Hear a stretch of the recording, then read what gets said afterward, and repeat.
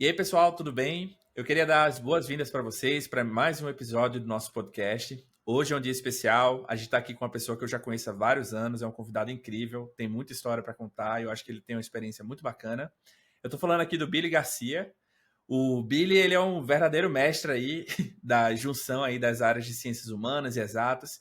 Tem uma experiência gigante aí na área de liderança, de equipes criativas em algumas das maiores agências do Brasil e do mundo. Nos últimos anos, ele tem experimentado e estudado, né, aplicações de tecnologias na área de IA, e voice, e CX, e chatbot, e, enfim, tem feito um trabalho incrível nos últimos anos. Eu tenho muita alegria de dizer que eu acompanho essa jornada, nem sempre tão perto, mas presente, acompanhando. Graças a Deus que a internet permite a gente acompanhar estando distante, né? E hoje a gente vai falar um pouco sobre o futuro do trabalho, experiência do cliente, famosa CX, né? Falar um pouco sobre inteligência artificial, enfim, vários temas que perpassam esses temas. Enfim, tem muito pano para essa manga, assim. Então vai ser um bate-papo muito massa. Billy, seja bem-vindo. Como é que você tá? Eu tô feliz de estar aqui de novo. Sempre que você me convida, eu fico todo contando pra minha mãe, assim, o Caio Calado me convidou de novo, pra minha mina, assim, pra minha esposa. A minha esposa acompanhou toda a minha trajetória, assim, da saída da comunicação. Eu sempre trabalhei em agência de publicidade, assim. Você sabe, né? Eu fui diretor, líder criativo de muitas agências, trabalhei com muita gente bacana. Mas a minha esposa viu toda essa transição, óbvio, né? Só casada há 20 anos, ela viu toda essa transição para a área da tecnologia, se é que ainda existe, né? Que eu fico defendendo isso o tempo inteiro, né? Que não existe mais humanas e exatas, tá? É uma coisa só. Aí, e ela sabe que como você foi um protagonista nessa minha jornada. E aí, sempre que eu digo, caralho, vou ter. Pode falar palavrão? Pode, né? Fica à vontade. Caralho, vou falar com o Caio Calado. Mano, ela saiu de casa para deixar eu à vontade, assim, tamanho. Então, assim, mano, eu tô muito feliz de estar aqui de novo e tem um monte de coisa massa realmente, assim, para dividir de algumas coisas que eu tô fazendo aqui. E pra você também, Duda. E aí, Duda, sentiu energia? Nossa Senhora, eu concordo super, assim, Caio, é uma super inspiração, tem sido muito legal esses papos que eu tenho tido junto com ele. Eu conheço ele não tem muito tempo, a gente começou a trabalhar junto esse ano, Caio, foi ano passado, mas é sempre legal, eu sempre aprendo muito, assim, já falei com ele umas 3 vezes essa semana, Caio, tô aprendendo muito, tá sendo muito legal a experiência, então tô muito feliz, sempre que ele me conta de convidados que ele tá trazendo, eu fico mais animada, porque sempre são pessoas muito interessantes de conversar, então muito bem-vindo, Billy. Eu quero começar, vou introduzir um tema aqui, que é o CX, a experiência do cliente, né? Customer Experience. Como é que você acha que a gente está, que essa área está mudando com essas novas tecnologias que a gente está vendo? Tudo que está surgindo de IA, mas não só de IA, né? Toda essa mudança tecnológica, esses avanços que estão acontecendo, como é que você vê isso? Como é que você tem visto isso impactando? Como a gente faz CX hoje, né? No que a gente se preocupa? Cara, é um assunto que me causa um certo desconforto, porque eu acho que algumas coisas que a gente precisa falar são muito sérias, assim. Ao mesmo tempo, quem me conhece sabe que eu não sou cuzão, sacou? Assim, que eu nunca, jamais diria assim, eu avisei. Mas, mano, eu avisei, saca? Eu tô escrevendo isso desde 2018, cara, desde que eu tive o meu primeiro contato com o modelo, né? O Transformer, o GPT-1 ainda. Tava na Nama na época. Eu acho que era o GPT-2, na real, para não ser exagerado. E eu me lembro, cara, assim, eu escrevi um post logo no mesmo. A gente começou. A versão saiu numa noite, a gente ficou trabalhando nela para inserir dentro da inteligência artificial que a Nama tinha própria. E para tentar conectar ela, para trazer essas coisas, porque até então a gente nunca tinha trabalhado com nada que tivesse contexto. O trampo do UX era dar esse contexto. Esse era o trampo. Dar o contexto, achar o contexto, criar essa jornada que contextualizava com o que ele ia escrever, baseado no que provavelmente era a jornada do meu usuário naquele momento. Mano, eu fiquei chocado. Eu entrei nesse rolê na época que o Watson estava bombando e eu já achava aquilo fantástico. Caraca, isso aqui é revolucionário, porque você começa a criar um novo tipo de design. E aí, só para falar de UX ainda, design invisível, o ano retrasado foi um dos... Eu sou professor do Instituto Europeu de Design. Design invisível foi um dos cursos. Esse ano, inteligência artificial abordado pela perspectiva da criação de jogos foi outro curso. Então, assim, coisas que eu nem imaginava há 4 anos atrás, hoje elas são o padrão. E eu me lembro que no dia que a gente ficou até tarde, a gente ficou brisando com, caralho, uma inteligência artificial que me dava respostas absolutamente subjetivas, assim, eu conseguia realmente conversar. A gente ficou até tarde e eu me lembro que no outro dia de manhã, eu, de novo, era o papo, não tinha outro papo na época, dentro da Nama. E eu me lembro que depois eu saí para almoçar com o Rodrigo Scott, que é um amigão ainda, CEO da Nama. Para mim, é uma dessas pessoas lendas, assim, dentro desse nosso ecossistema. E eu tenho a honra de ser amigo dele, como tenho a honra de ser amigo do Caio, assim. E a gente foi almoçar e quando eu voltei eu escrevi um post de um Medium, grandes merda. Mas eu me lembro que de ter essa sensação e de hoje ter um pouco essa perspectiva assim, cara, eu avisei. Eu escrevi isso. Eu vi naquele dia o impacto que isso causava em como a gente trabalha, a gente aqui, que é a indústria. Porque, está descrito, eu não estou viajando, assim, está descrito. Não é assim, não, se eu olhar assim meio de lado, isso aqui vai parecer que eu falei isso. Não, eu falei literalmente que o trabalho do UXer, ele ia mudar radicalmente. Porque agora eu tinha o contexto. Agora eu tinha como o trabalho do UXer já não era mais escrever. Nunca, não ia mais ser. Ia ser curar dados. Porque é muito louco, que, por exemplo, a gente trabalha com o modelo GPT aqui, né, o 4. É muito louco você parar para pensar que toda a base de conhecimento que você pode usar nesse modelo, ela pode estar desorganizada, porque pode ser um monte de PDF. E eu consigo extrair dali coisas importantes e numa conversa lógica, assim, com o contexto de uma pessoa que eu defini, e que é muito rico e que não precisei nem fazer muito trampo em cima. Então, assim, qual é o papel do UXer nesse rolê agora? É categorizar e catalogar o conteúdo que faz sentido. E aí tem a pessoa que não leu a porra daquele conteúdo que eu escrevi lá em 2018 e não fez essa transição, ela abriu um precedente que pra gente do mercado também é muito bom, que é a chegada de jornalistas, por exemplo. Pessoas que têm uma experiência de categorizar o conteúdo, porque agora é sobre isso. É você ter uma inteligência de curadoria em cima de conteúdos, porque aí, quer ver, ó, olha que louco. Quer ver uma experiência, ó, todo mundo conhece as nossas galerinhas, né? Então, eu posso falar o nome das pessoas. Roque de Castro, Hugo Chamudeira, o Leandro, o Roberto, o Orfeu. Mano, eu saí do Facebook, né? Faz uma cota, assim.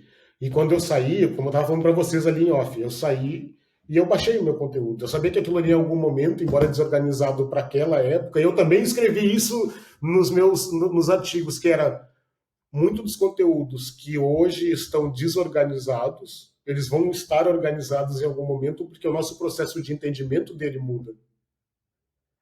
Então, assim, tudo que a gente produziu até aqui também é reaproveitado, sacou? Então, assim, hoje a gente tem uma perspectiva muito séria a respeito das mudanças, e essas aí que eu falei, né? Da galera que, como a gente trabalhava, como isso abre um precedente para novas migrações de profissionais para dentro da nossa área, como eles vão ter que trabalhar. Mas isso muda também a perspectiva lá do usuário final. Porque algumas coisas, e aí eu não sei nem se Caio se lembra, essa é uma apresentação que eu rodei o Brasil uma época, que era o fim da era First Name. Né? Que essa mímica da personalização das coisas que te tocam, das coisas com as quais você conversa, e isso pode ser um chatbot, que é um first name, e ele puxa de uma base de dados o seu nome, ou no e-mail, ou em qualquer outra ponta da capilaridade das coisas que lhe tocam, cara, já passou a fase que as pessoas acham que de verdade alguém está conversando com elas. Isso já não me impressiona mais, porque nunca impressionou, esse é o fato. É a gente que engana, diz, agora eu vou criar uma nova desculpinha aqui para o meu cliente se manter. Agora ele fala o nome.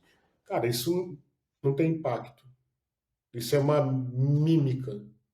E eu acho muito ruim que a gente que trabalha em UX, que é o trabalho para dentro da comunidade, se preste a fazer coisas e adotar técnicas de engajamento ou de impressionar que residem lá na comunicação. Porque nem lá elas são pertinentes, sacou? E aí muda tudo.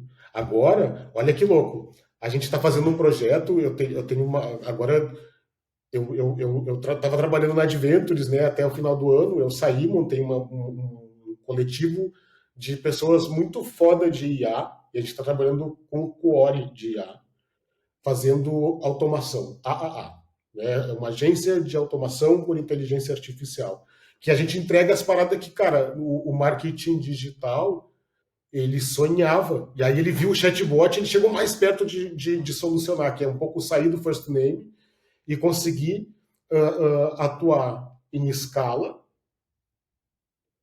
de maneira personalizada.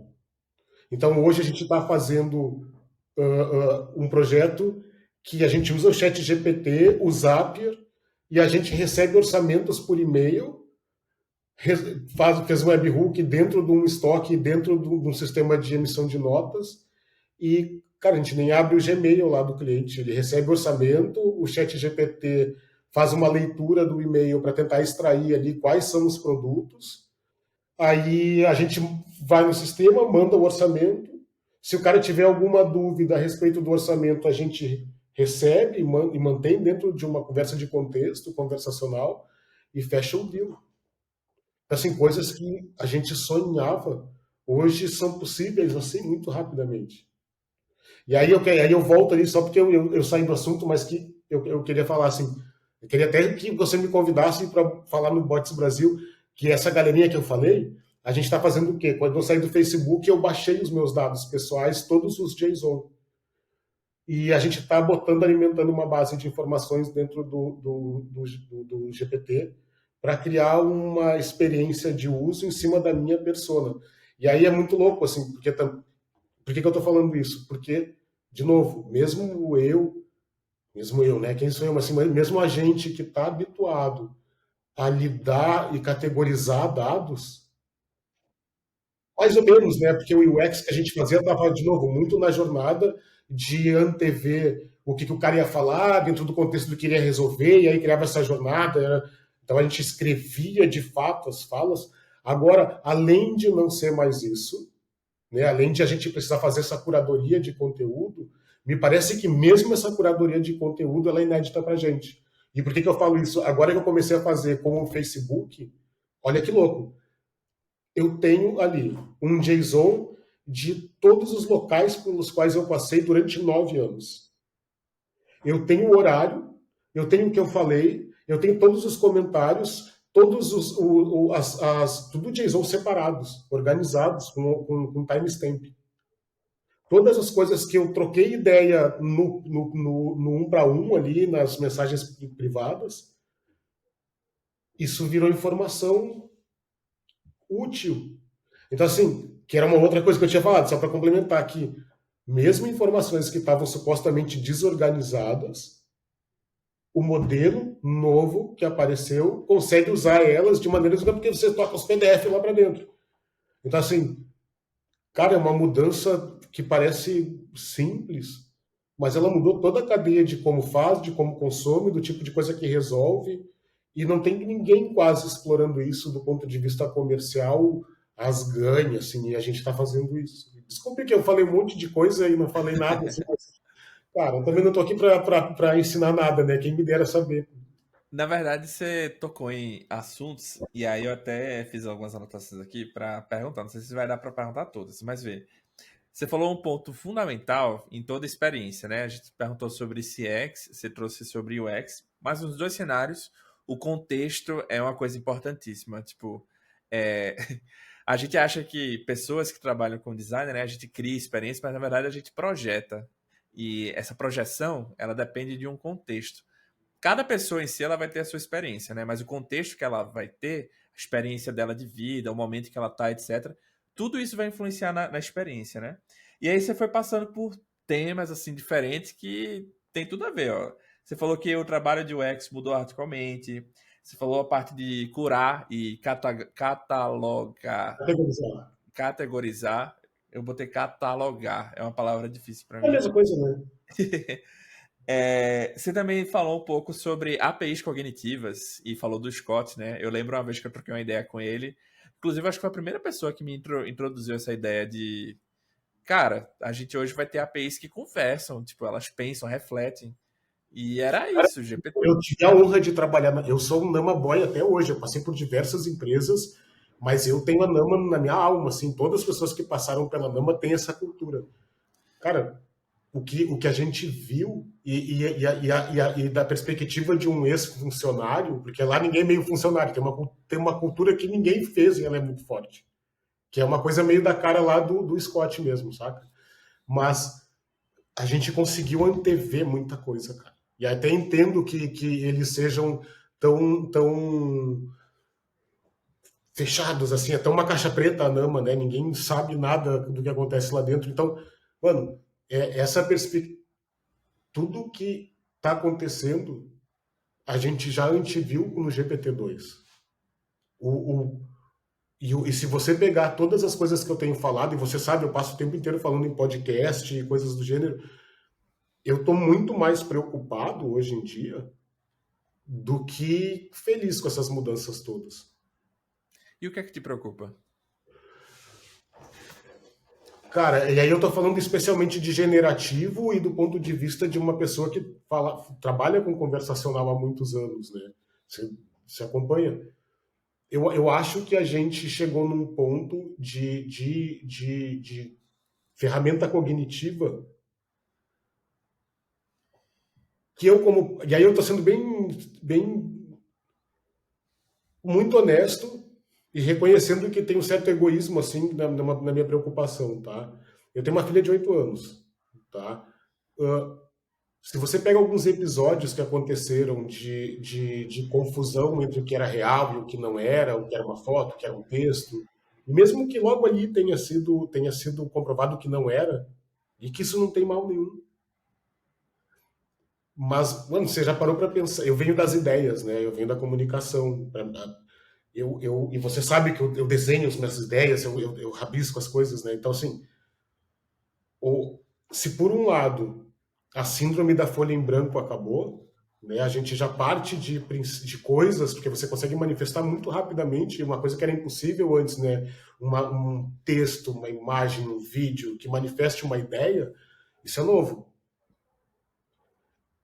E isso é muito bacana, né? Porque você já não parte mais da folha em branco. Mas isso causa uma confusão muito grande a respeito de todo o resto do que é comportamental e cultural, saca? E aí eu fico Sim. pensando na minha filha especificamente, porque assim, tudo que é tecnologia, mesmo que essa seja uma tecnologia nova, né, a gente não tem ferramentas que criavam ferramentas até então, a primeira ferramenta que cria ferramenta, né? A gente está falando de ferramentas que muito em breve vão ter uma cognição de QI, se é que existe uma maneira de você fazer esse tipo de paralelo, de 3 dígitos. Não, a gente não é capaz de entender esse tipo de coisa. A gente não é capaz de entender o tipo de resultado que sai dessa jornada, saca? Em um ano. Em um ano.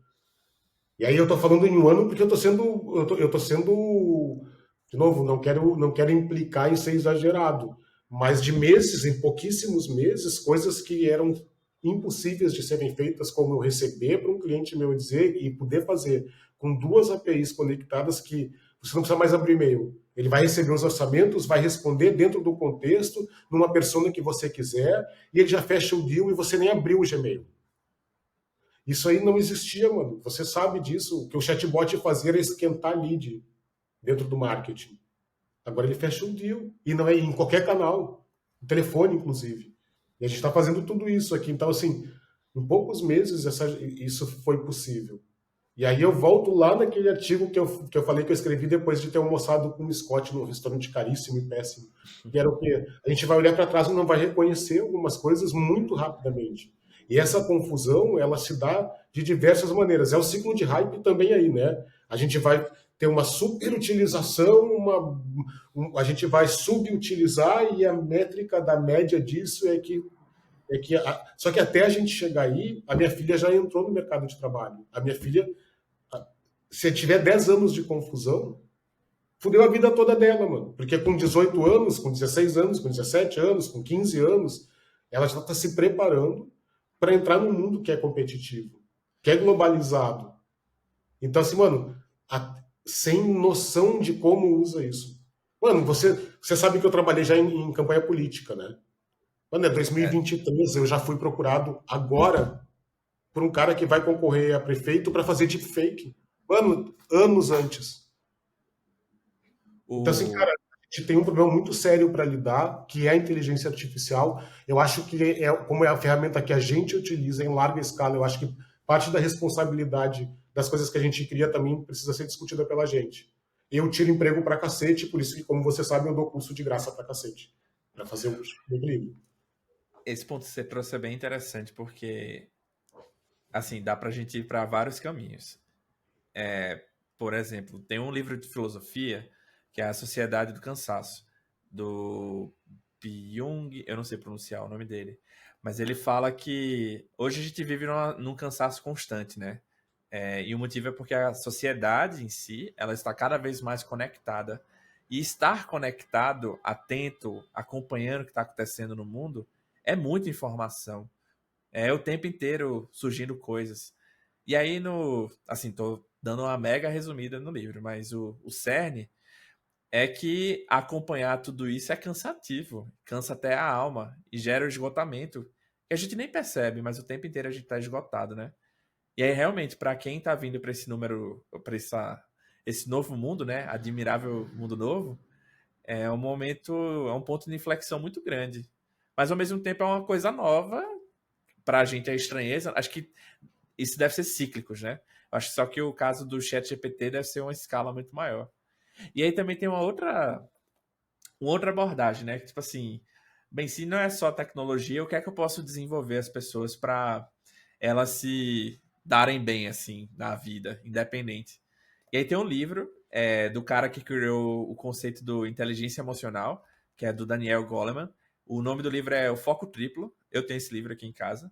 E ele fala sobre competências que a gente precisa desenvolver, né, nas crianças, especialmente quando elas estão ali nos primeiros anos da vida, que é a capacidade delas entenderem internamente sentimentos, a capacidade delas conseguirem interpretar esses sentimentos alheios, e o terceiro é como ela vai conseguir lidar nesse sistema ou induzir as pessoas para colaborar, né? Então é basicamente entender o que sente, entender o que as pessoas sentem e saber lidar com os sistemas. Não sistemas de computador, algo do tipo. Sistema de pessoas, relações, como é que a gente pode construir, né, laços. Então tem muita coisa de comunicação, colaboração, enfim. É bem Eu, doido, eu acho que eu adoraria ficar assim no copo cheio, saca? Mas alguém tem que fazer o fica copo vazio. no copo meio. Não, porque aí é a média, né? Olha só, cara. Você estava falando de esgotamento, né? De muita informação e tal. Eu tive numa palestra do cara que é CEO de uma empresa que eu já prestei alguns trabalhos que se chama Box 1824. Esse cara é um gênio, assim. Acho muito massa essa empresa.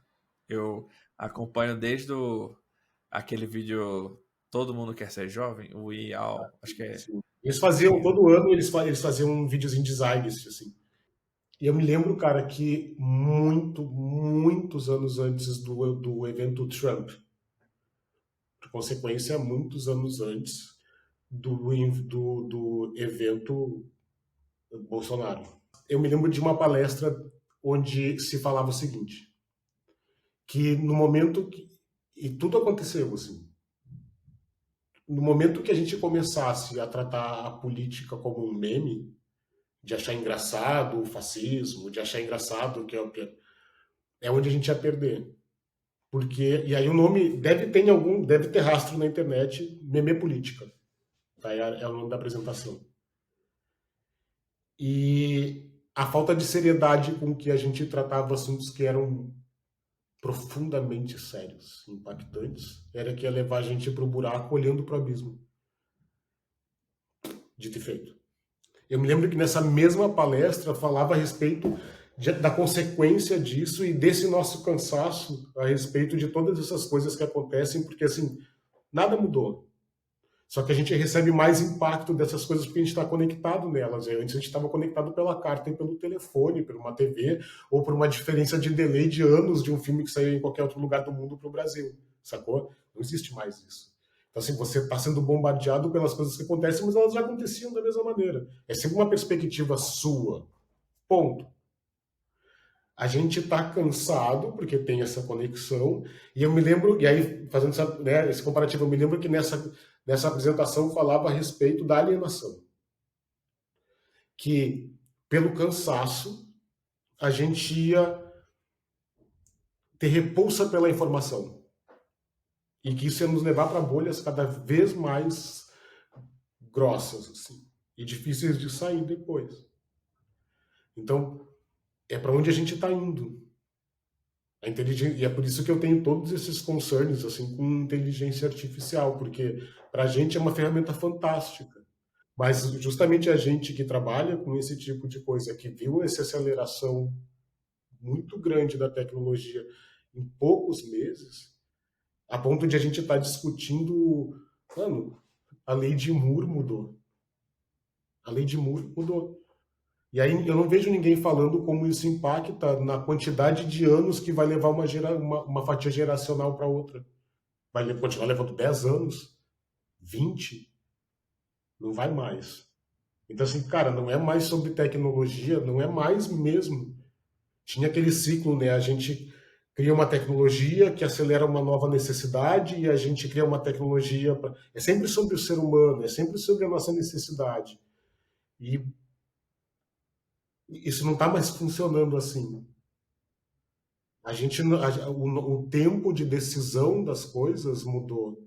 Se a lei de Moore mudou, olha que louco, se a lei de Moore mudou de 2 anos para alguns meses, e é mais ou menos isso, então quer dizer que quando me diz que a gente vai ter um problema muito sério de obsolescência humana, de despreparo para cargos que já existem em 2035, e aí eu me pergunto, a gente está considerando qual lei de Moore? A de 2 em 2 anos ou a de poucos meses? Porque se a gente estiver sendo realista e for poucos meses, a gente vai ter um problema muito sério de desemprego em massa em 2030, em 2028.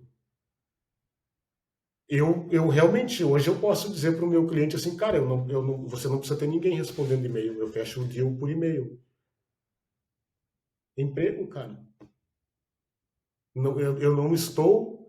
A automação que hoje a gente é capaz de realizar dentro das empresas, ela, ela, ela já não é mais um aliado do funcionário, ela não é mais ferramental, ela suplanta ele. Muito mais. Com mais qualidade, com mais velocidade, sendo a tomada de decisão. Já acontece. E eu não sei se as pessoas que estão fora da nossa bolha conseguem perceber o quanto isso é ameaçador e imediato, assim. Então eu realmente acho que a gente precisa discutir uma série de coisas, inclusive do ponto de vista do volume de desemprego que a gente causa com o tipo de trabalho que a gente faz. Que bad, né? Eu acho que eu sou um pouco do copo bem cheio, na verdade, mas eu entendo, assim, esse cenário, né? Recentemente eu vi na É que Duda internet. pensa, cara, é a mão invisível do capitalismo. Se eu puder fazer com que a minha operação seja mais barata e rentabilize e performe mais, vai ser feito. Não é uma discussão, nunca é uma discussão filosófica, embora devesse ser essencialmente. Pega o mercado de dublagem, estava vendo esses dias ali. Cara, Elis Regina, com a filha. Tem gente que achou de bom gosto, tem gente que achou nefasto.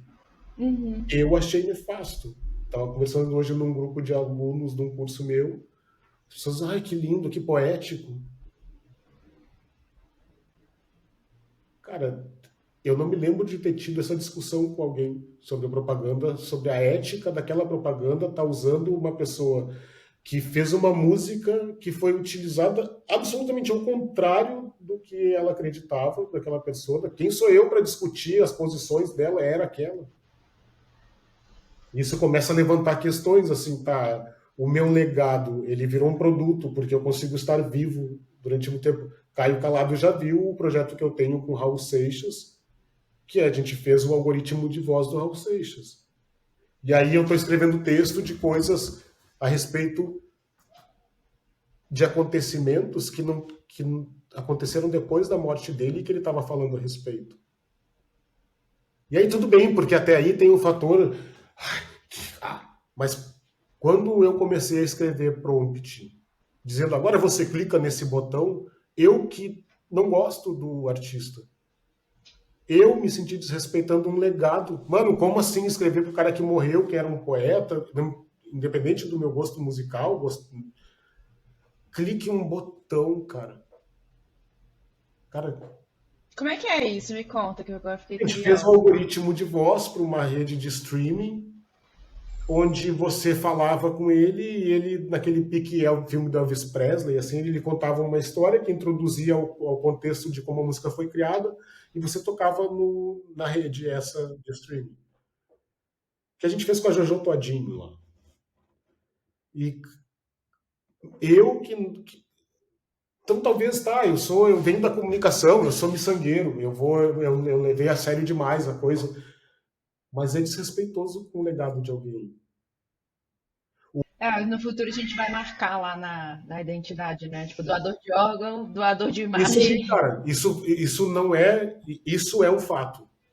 Volte um ano, daqui a um ano, e a gente conversa esse papo de novo, como eu já escrevi em 2018. Isso vai ser o padrão, Duda. As coisas que. Pega. Ó, o Tom Cruise fez um filme. Ele tem um dublador brasileiro. A dublagem é um bagulho caríssimo. Porque você está preso a um dublador. Não por contrato, mas porque você não vai botar a voz do Tom Cruise de um monte de jeito, falando com um monte de sotaque. Não vai, não tem, né? A gente tem o hábito de fazer sempre com o mesmo. Você acha que agora que a gente tem a tecnologia para fazer a captura de voz, que a gente já tem para fazer há anos, isso eu fiz há anos atrás, Caio já viu. Se a gente tem, por que eu não vou usar a voz dele em português? Mano, o chat GPT sozinho faria isso. Pega uma simulação de voz lá, eu não preciso mais nada, o cara assina isso em contrato, a minha voz vai para Brasil, toda a América Latina, e não vai para a Rússia lá, porque a gente está de mal com eles, e eu filmo eles que dublem essa merda lá e falem o que quiser. Isso vai estar em contrato. Tom Hanks já falou. Hoje, eu estava lendo que mais dois artistas, The Rock e não sei mais quem, já tocaram no assunto. Então, assim, o que era ficção científica um ano atrás, embora eu já tenha visto isso em 2018, assim, mas no padrão, há um ano atrás isso era fora de questão. Eu ainda acho que a gente não sacou o quanto isso, a hora que isso se tornar o padrão, que ninguém vai mais gastar um chatbot de regrinha, de botão, em algum momento, sendo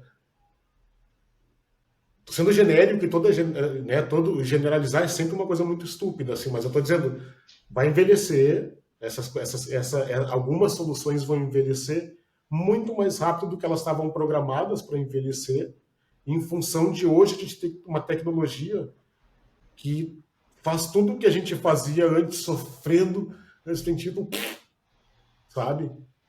Então, eu acho que a gente não viu o sofrimento que vem assim logo na frente. O meme, para mim, o meme do lance, você não vai ser trocado por uma IA, mas por alguém que. É papo quente. As pessoas estão rindo da sua própria obsolescência achando que aquilo é só um meme. Tá, vamos falar um pouquinho de Prompt Engineer. A gente estava conversando com o Billy aqui nos bastidores antes de começar a gravar. Ele estava contando que tem experimentado, tem muita coisa para contar aqui pra gente. Então, o que você tem explorado nesse campo aí, Billy? Cara, olha só. Aí eu fico falando o nome das pessoas, depois as pessoas ficam boladas comigo. Mas o César Taurion, aquele, mano, é um cara que saca, tipo, muito, assim, muito. Eu fico seguindo ele no LinkedIn. Ele é um cara muito mais velho que a gente, que tem uma perspectiva de mundo, assim, com mais informação que a gente tem, pelo menos no mínimo isso, tá? E é um cara que tem um histórico, um track record de conhecimento de AI. Mano, eu tava fumando cigarro escondido ainda, quando esse cara provavelmente já tava fazendo esse negócio acontecer, sacou? Então, assim, respeito total. Mas ele trouxe um.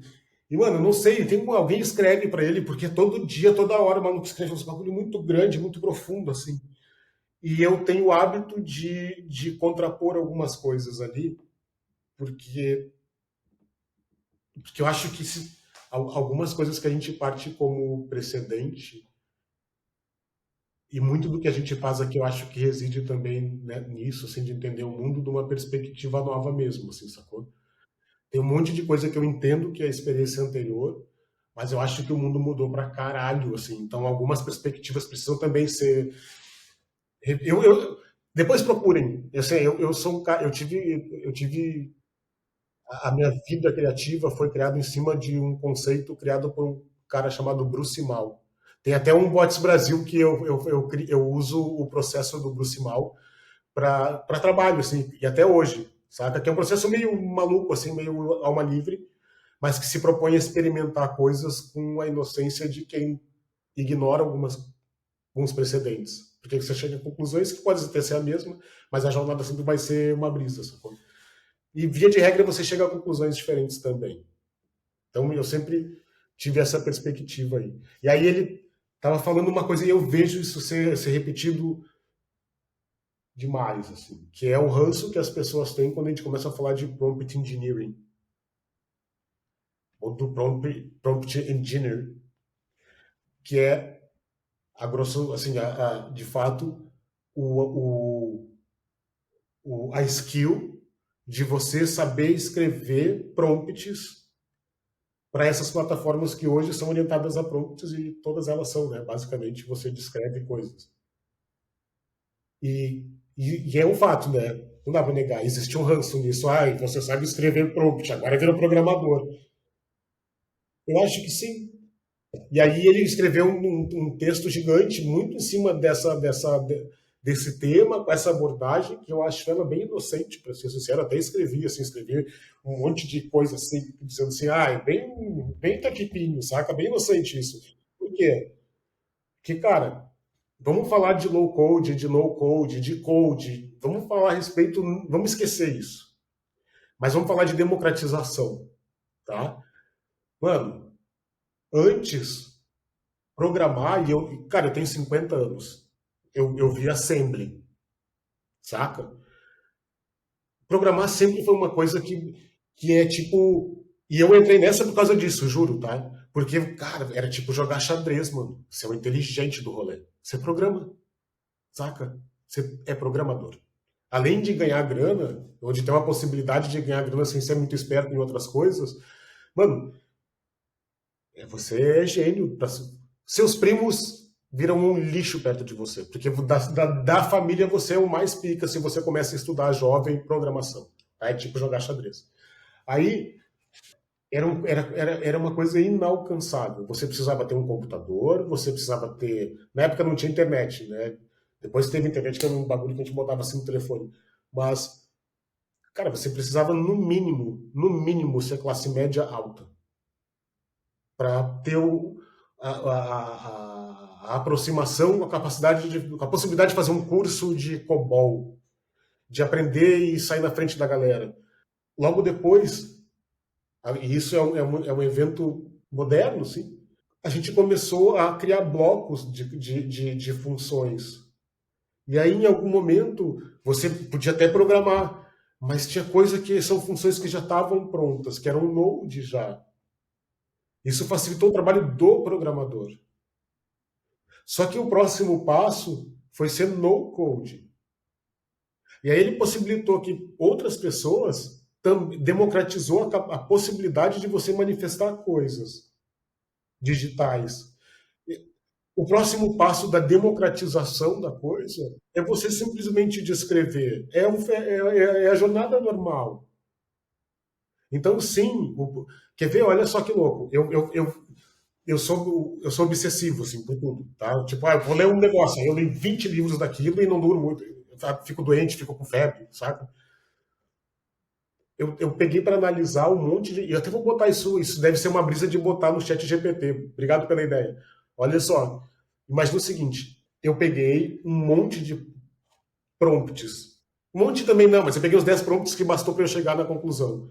Você já viu que o prompt ele reflete a personalidade de quem escreve? Não o mood, esse aqui. Até eu acho que até o mood se pá. Mas ele reflete a pessoa. Eu, por exemplo, todos os prompts que eu fiz durante muito tempo, e de naturezas diferentes, tá? Dentro do Midjourney, todos eles estavam muito mais orientados à natureza de render e dinâmica de pose das coisas que eu queria fazer, porque eu venho da propaganda. E eu faço jogo, eu faço game, eu uso Unreal. Então, todas as coisas, todos os meus prompts acabam com Octane Render, com Unreal. Por quê? Porque eu entendo que a aparência final ela está relacionada a coisas que eu já mais ou menos sei esperar esteticamente.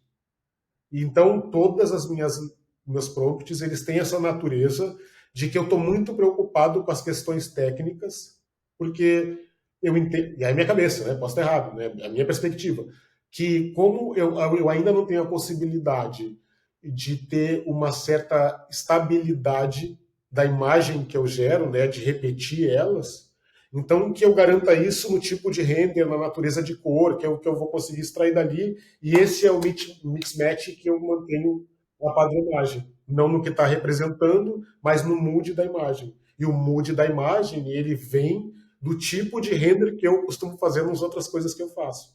No entanto, alguns renders de outras pessoas estão muito conectados e inspirados num tipo de pintura, num tipo de linguagem estética, que nem passa lá pela questão de como ele vai ter de renderização ou a manifestação imagética dele, sacou?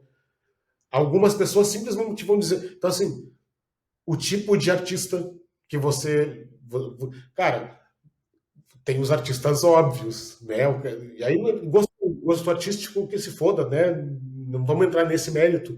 Mas você vai ver, assim, tipo, a galera escreveu Andy Warhol. Você sabe que é uma pessoa que consome arte num nível museu, assim, de coisas legais, de coisas. Aí você vê, sei lá, um Mapplethorpe, que era um cara muito de nicho que fazia arte gay, com pênis, com coisa assim.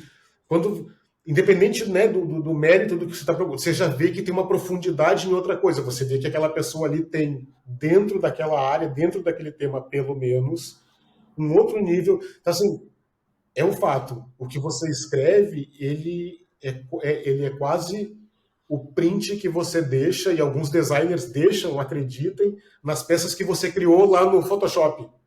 No jeito que você programou um código, ele é meio assinado, assim. Você vê assim, tipo, o cara sempre erra, é muito burro. É tipo você vê um texto meu, você sabe que é meu, porque não tem crase. Porque eu escrevo de outra maneira, porque como eu não sei usar crase, eu mudo a frase. Assim, tudo bem assinado. E eu acho mesmo que isso é uma skill que eu bato palma pra caralho, porque eu acho que democratiza uma coisa que até bem pouco tempo atrás era para os deuses, conhecidos gênios. E eu acho que quanto mais as pessoas têm ferramentas, e agora você não precisa nem ter um computador muito foda, porque roda na nuvem, porque você pode ter o computador da Xuxa para poder fazer esse bagulho funcionar. Então, assim, poxa, isso democratiza demais, mano. Pessoas que vieram da minha origem, da origem que eu sei que Caio tem, mano, quanta gente vai salvar e vai pular de um barco que tá afundando, porque agora pode. Mano, É, é ruim e bom, é só a minha ansiedade que todas as pessoas possam ouvir a palavra de que é uma possibilidade você ter isso.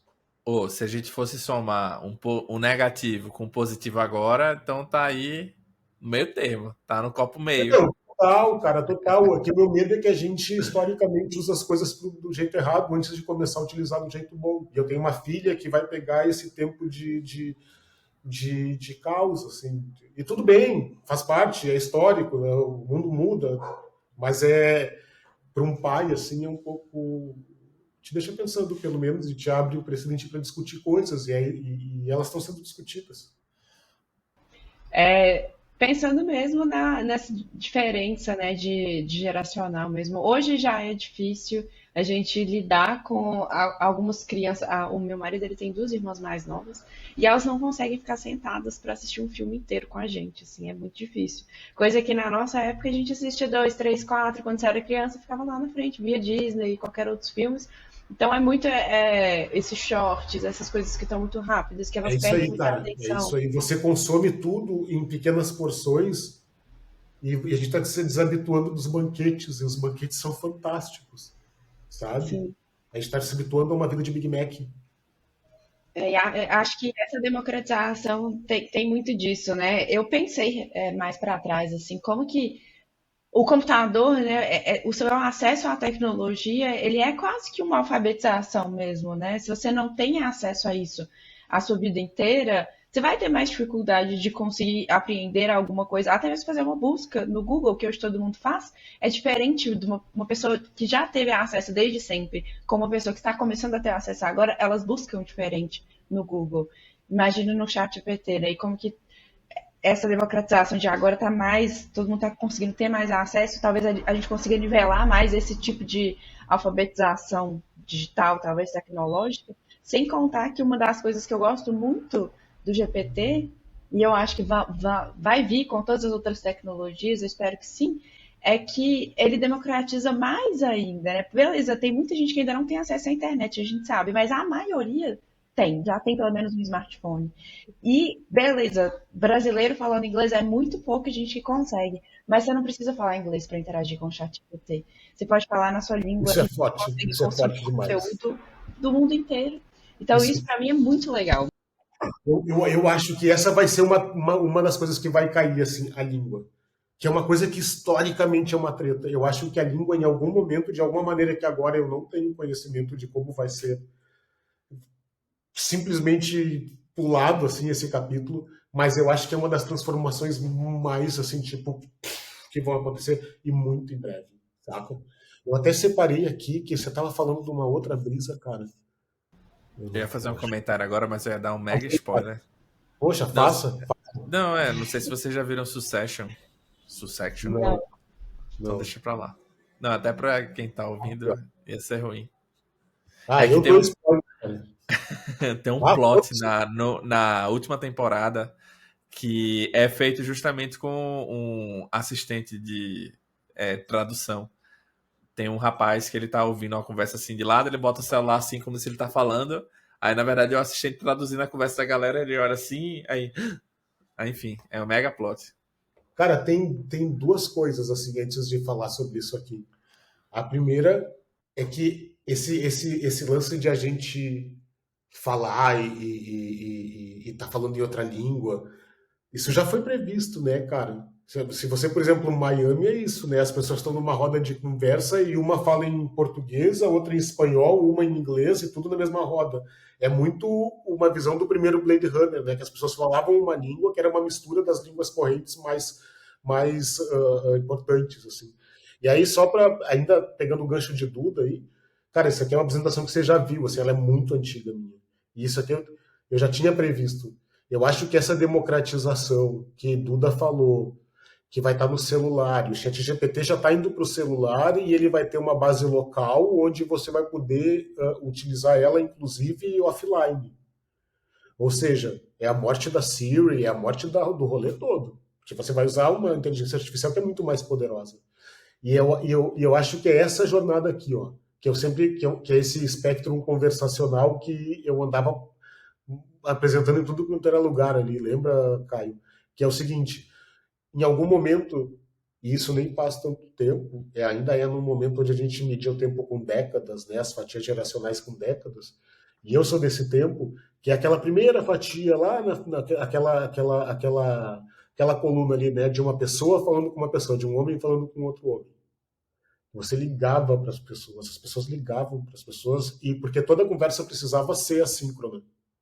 A única conversa não assíncrona era a carta. Então a natureza da conversa era a sincronicidade. E aí, e eu estou falando só do que eu conheço, tá? Então, assim, é sim um espectro da minha vida, da minha experiência. Deve ter coisa no meio, mas é como eu experimentei a comunicação e como eu acho que ela vai se desdobrar é muito pouco tempo. E por causa da IA, inclusive. E aí, em algum momento, na segunda coluna, e aí no meu caso foi o Mir, que foi a primeira vez que eu vi eu conseguindo falar com muitas pessoas ao mesmo tempo, de maneira inclusive programada, porque a gente conseguia criar regras, e essas regras é quase como um chatbot, porque você quicava alguma coisa e ele falava também. Antes do clipes do Windows lá, do Word, foi o primeiro chatbot que eu vi, assim, que ele me dava a possibilidade de dar escalada no que eu falava. Eu não sou da época mais, mas o Tinder, por exemplo, ele está dentro da. Eu analiso ele, de certa maneira, como uma comunicação de outro nível. Né? As pessoas entram para se relacionar, preenchem um formulário e você tem uma entidade computacional no meio disso fazendo esse mix-match. Depois você tem o que a gente viu, e foi quando eu entrei no mercado de conversacional há alguns anos atrás, que era o quê? As pessoas falando com robôs. Cara, se o espectro, e me parece que todas as 4 colunas para trás remontam nessa jornada, me parece que o que Duda estava falando ali assume esse formato da última coluna. Que é de fato, eu não vou marcar, mano, pega aí, ó, pega a visão. Vocês perderam uma semana esses dias, porque eu sou um cara que, e você sabe disso, a culpa é sua, que eu sou um cara desorganizado. Aí você marcou uma reunião comigo e você esperava que eu ia ir na primeira, sacou? Não aconteceu. Por quê? Porque eu sou desorganizado, porque eu sou incapaz, e eu trabalho muito. Eu não fui capaz de fazer a gestão do meu tempo. Mas quem sabe para você também não sofrer do cansaço de ficar me catando e Duda e fazer o que vocês precisam fazer, que provavelmente tem muita coisa mais séria para fazer do que está falando comigo, vamos falar o meu robô com o seu. O seu resolve e-mail, cara. Eu estou fazendo venda por e-mail que as lojas de e-commerce que a gente atende aqui, o cara nem abre mais o e-mail. Por que eu vou utilizar o meu tempo? E me parece que cada vez mais é sobre o tempo e a preciosidade que o tempo tem. Para mim, o tempo é o tempo que eu não estou trampando quando eu boto o chat GPT a fazer alguma coisa que seja mundana e que eu possa confiar nele, pelo menos para um primeiro passo, pelo menos para não sair da folha em branco, representa tempo que eu passo com a minha filha, com a minha mina aqui. É o tempo que eu vou surfar com elas, é o tempo que eu vou fazer o jiu-jitsu. Então, cara, essas tecnologias, elas têm esse fator creepy, né, de como isso aí está mudando, para onde a gente vai, mas a minha visão é essa aí, cara. Eu acho que muito, muito, muito em breve, ali na esquina, assim, você não vai mais perder tempo com isso, não, mano. Você vai dizer assim, marca com o robô do Billy um horário que esse idiota vai aparecer e fica lembrando ele a cada 20 minutos no último momento, porque eu já conheço a figura. E ele vai pegar o meu robô e o meu robô vai ficar me empurrando essa informação. Pega a visão. A gente sabe quanto a gente fala a respeito de contexto e confiança das plataformas que a gente está. Por que a Bia do Bradesco eu não posso ser 100% falar com ela? Pelo mesmo motivo que um monte de outras operações não podem ser feitas por vós, porque tem dados críticos e frágeis que eu não posso falar. A senha do banco é tal. Mas se eu tenho confiança no meu sistema, no meu robozinho, eu digo, faça a transação aquela lá para minha esposa. Porque ele sabe a senha, ele sabe o meu contexto. Ele é meu, ele está numa base de dados local que não está nem conectada na internet. Então, e tudo isso a gente vai ver. E eu estou cada vez mais olhando para essas coisas também, falando há muitos anos e dizendo, caralho, meu irmão, ninguém me ouvia, me deram 9 likes naquela porra daquele coisa e eu tô gritando isso há anos, sabe? Então, cara, eu acho que sim, eu acho que a gente vai estranhar algumas coisas, algumas para melhor, outras a gente vai ter que ter algumas discussões que eu acho que a natureza dessa discussão é muito positiva. Eu acho que tem uma certa responsabilidade nossa e de quem está ouvindo, porque provavelmente é da indústria que a gente trabalha. E, sobretudo, de ter cuidado, cara, com as coisas que a gente está fazendo, do ponto de vista de que vai mudar muito o processo de trabalho. O ChatGPT ele vai virar um padrão. A gente não vai mais fazer as coisas como as diversas maneiras que a gente faz. E vai ser muito mais prático. Hoje você usa o modelo em cima de uns PDF. E com aquele nível de conversação, a gente não está habituado a isso. E a gente está preparado para fazer isso de outra maneira muito antiquada, que a gente achava até agora, bem pouco tempo atrás, que era super moderno. E isso vai mudar de novo. O Billy, vê, você está indo para um caminho que eu queria dar um passo para trás e explorar um tema que a gente está tentando conversar com todo mundo que passa aqui, né? O nome do podcast é 18 meses e a gente tenta entender muito como é que é a perspectiva da pessoa em relação ao passado e como é que é a perspectiva da pessoa em relação ao futuro. Então, resgatando aí na sua memória, indo 18 meses lá para trás. Eu sei que você já fala sobre isso há muito tempo, mas como é que você enxergava o mercado utilizando, as pessoas utilizando esse tipo de tecnologia? E quais são as mudanças que você viu, assim, de 18 meses para cá? Eu sei que o Chat GPT foi lançado, né, em novembro e mudou radicalmente, mas você já está nessa já há um tempo. Mas há 18 meses atrás, como é que estavam as coisas? Ai, mano, de novo, né? Eu odeio dizer eu avisei. Mas, cara, eu tô avisando, sabe? Faz uma cota. Que é o quê? Há 18 meses atrás, eu acho que. E aí eu não queria olhar para 18 meses atrás como se fosse esses 18 meses atrás que eu gostaria de fotografar e dizer 18 meses atrás eu estava assim. Mas eu quero fazer uma outra perspectiva, saca? Que é assim, considerando que eu volte 18 meses, mas que o meu ponto de volta seja o hoje, tá? Então, assim, eu vou falar do que eu acho que daqui a 18 meses a gente vai estar falando, dizer assim, só para eu poder dizer de novo assim, eu avisei, sabe? Então, deixa eu fazer esse exercício. Quer ver, ó? O que eu acho? Que a gente vai olhar para esse dia daqui a 18 meses. E muito do que a gente está falando e mesmerizado, assim, não sei uma palavra que a gente ainda está espantado, que a gente está falando aqui espantado, né, com a capacidade que essa tecnologia tem para manifestar coisas, né, e como isso impactou, a gente falou uma hora e pouco disso, né, como isso impactou até a maneira com que a gente faz as coisas, né. E eu acho que daqui a 18 meses, 18? 18, né? No caso era olhando para trás, mas você está olhando para frente. Eu acho que a gente vai olhar para cá e vai dizer, olha como a gente era inocente, cara, como, olha, caralho, deu errado, sabe? Porque eu acho que a gente, nem que deu errado, tô brincando, mas assim, olha como a gente tava empolgado com pouco. Olha como hoje a gente consegue resolver coisas que há 18 meses atrás a gente já estava resolvendo algumas e que elas eram só, sabe? Porque o que acontece, cara? Assim como há 18 meses atrás eu estava impactado ainda com a capacidade de inteligências artificiais que não eram generativas e que eu vivo falando isso, né? Que eu, em qualquer lugar que eu vou, quando eu falo de robozinho, dos robozinhos que eu faço, dos rolês que eu faço, todo mundo me pergunta, tá? Faz as brincadeiras com a Skynet, né? Sempre, sempre, sempre. Eu acho que a gente vai olhar para trás e vai fazer essas brincadeiras de tio, assim, porque a gente vai, em algum momento, passar pelo processo que os velhos passam. Sabe qual é o processo? A gente vai passar muito mais novo dessa vez. Pega, pega o cenário, assim, tá? Eu tava jogando FIFA, isso há muitos anos atrás. Jogando FIFA. Eu nem sou do futebol, eu desenvolvo videogame e não jogo, tá ligado? Eu não sou gamer, assim. Tá jogando um FIFA. E o meu pai entrou na sala. Meu pai nem é vivo mais, faz uma década e meia quase. Então, eu devia ter uns 30. Vai. Tava jogando. E ele entrou e sentou no sofá e ele demorou pouquíssimos segundos. Poucos segundos. Mas aquilo ali, aquilo me chamou muito a atenção.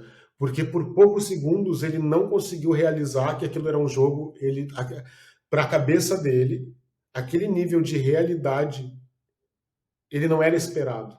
E por poucos segundos ele não entendeu que aquilo ali não era um jogo acontecendo, era um joguinho de videogame. Ali eu me lembro que desencadeou todo um processo de desentendimento das novas tecnologias, assim, cara, ele já não, tinha parada que ele já não, é tipo meu sogro colou em casa esses tempos, a gente tava vendo o Hellboy, e eu tava falando assim, caralho, 3D é muito foda, né? Ele disse, como assim 3D? Então, o afegão médio, ele, a natureza de algumas tecnologias, até ela virar mágica, precisa pouco. E normalmente isso acontecia quando você estava velho. Agora não. Eu acho que daqui a 18 meses, para algumas coisas, a gente já vai ter um entendimento que não chega. E eu não estou nem falando da tal da singularidade, não estou longe disso. O que eu estou falando é da indiscutível factibilidade de termos uma inteligência artificial em um prazo muito pequeno. E por prazo pequeno, a gente pode falar 2 anos. A gente ficou 2 anos dentro de casa e passou assim. A gente tem uma inteligência artificial com QI de 3 dígitos.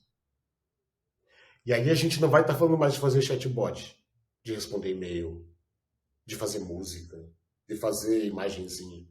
A gente está falando de ter uma inteligência artificial que é capaz de responder coisas com um nível de complexidade que a gente não tem capacidade de entender.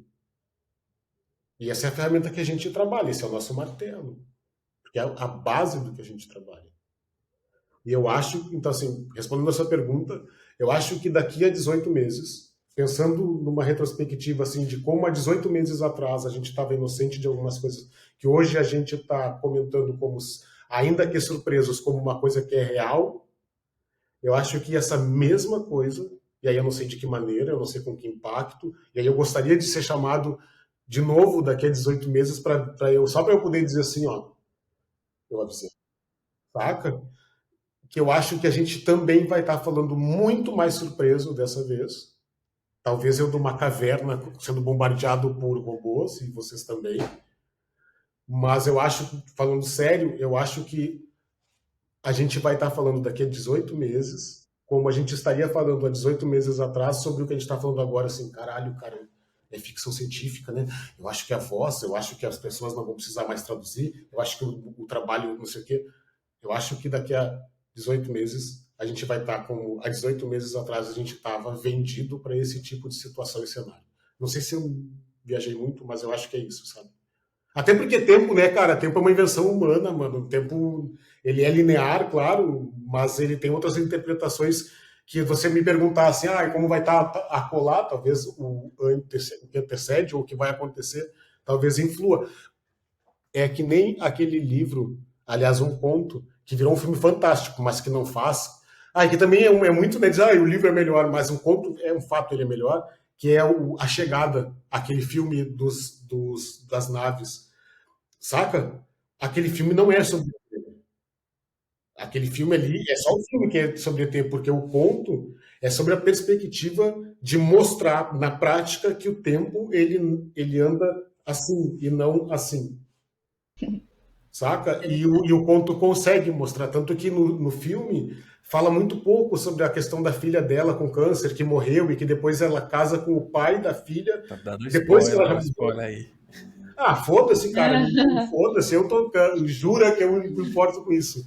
Eu quero mais é que as pessoas assistam o filme, porque ele é riquíssimo. Mas o livro, o conto, ele é sobre o tempo. E sobre como existe uma outra explicação para a perspectiva de como ele anda, de como ele interage com a gente, de como.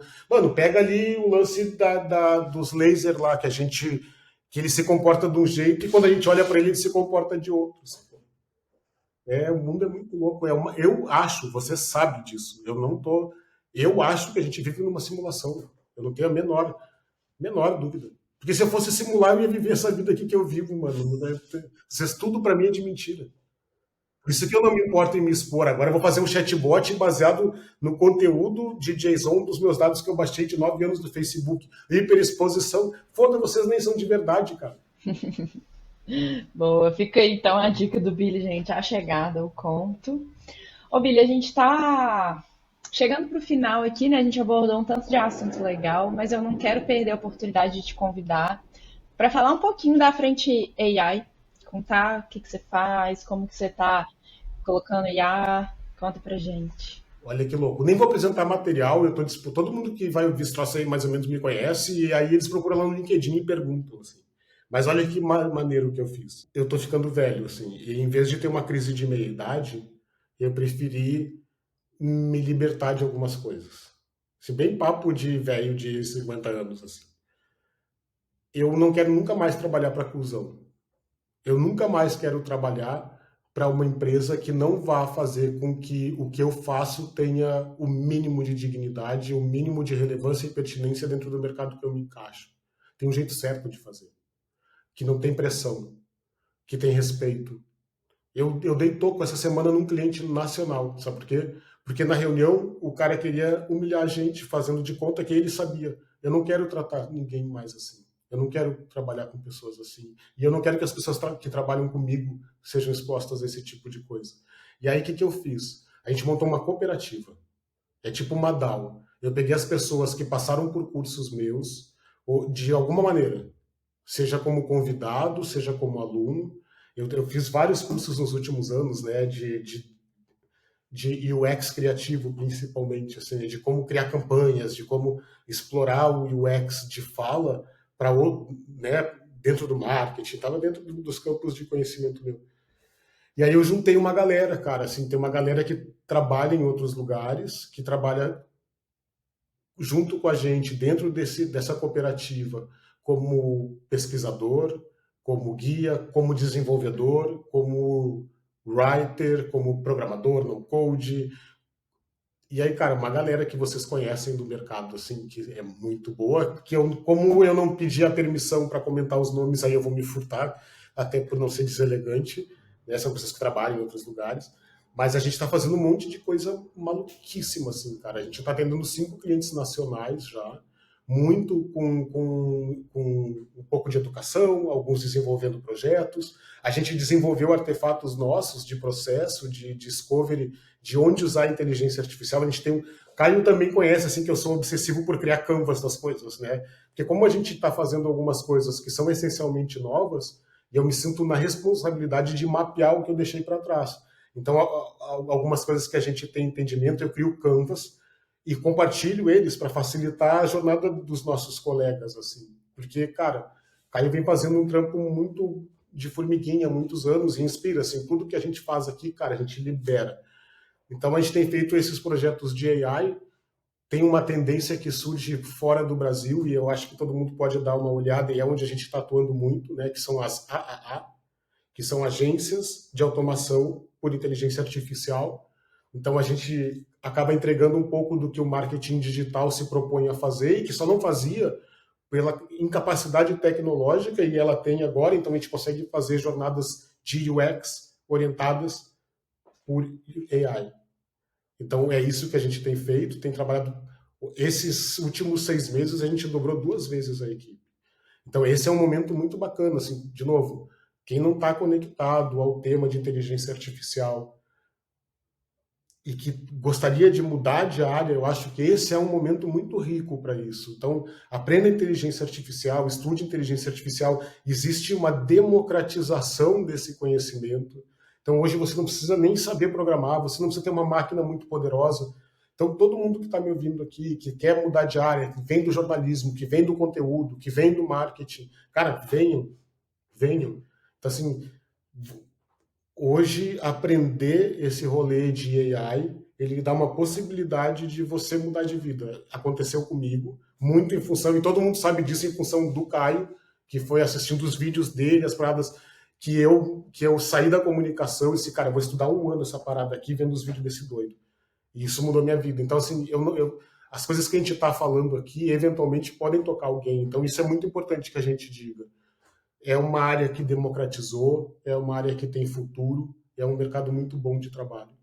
E a gente está atuando nessa área. O que a Frente AI faz, eu acho que de uma maneira meio independente e meio cocky, sabe? Assim, meio, a gente vem muito fazendo do nosso jeito, cara. E tem um jeito muito bacana de fazer as coisas da maneira correta.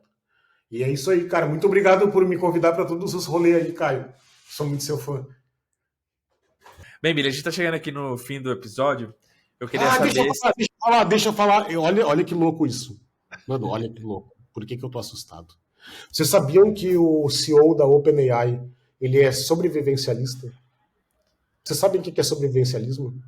É Não. um cidadão que está preparado para o apocalipse. Vocês não acham que é muito interessante pensar que uma pessoa que hoje retém grande parte dos dados da humanidade, que ele está tocando um mercado, que está tocando em todas as coisas que a gente tem, cultural e comportamental e ferramental, e esse cara é um cara que acredita no fim do mundo, como um fato. Que esse cara ele vive numa utopia e que isso vai tocar a maneira com que ele... Porque ele tem muito poder no mundo. Então, cara, tá tudo errado, meu irmão. Procurem a palavra para vocês começarem a se assustar no que está rolando. Procurem informações a respeito de aceleracionismo, que é uma outra Aceleracionismo. vertente de pensamento teórico, conceitual, tipo o que o David Shapiro está fazendo com o pós-nihilismo, né, em função da tecnologia, mudando comportamentos. O David Shapiro está escrevendo um livro lá no GitHub dele, imperdível, sobre pós-nihilismo. E esse rolê de aceleracionismo é nego que quer... E a galera da tecnologia, os... Porarã, todos são aceleracionistas, ou seja, são pessoas que querem que o mundo acelere para alcançar todo o potencial dele, mesmo que esse caminho seja o caos. Cara, a gente tá muito mal arranjado. Boa noite, muito obrigado. Ai, bom demais, Vini. Oh, adorei o papo, espero que todo mundo tenha gostado, inclusive meu gato, acho que ele adorou também. Boa Me chamem noite. daqui a 18 meses, cara, pra gente falar esse rolê e eu dizer, eu tava certo. Bora lá, valeu demais, Caio. Valeu, Billy. Muito obrigado. Até a próxima, pessoal. Tchau, tchau. Falou.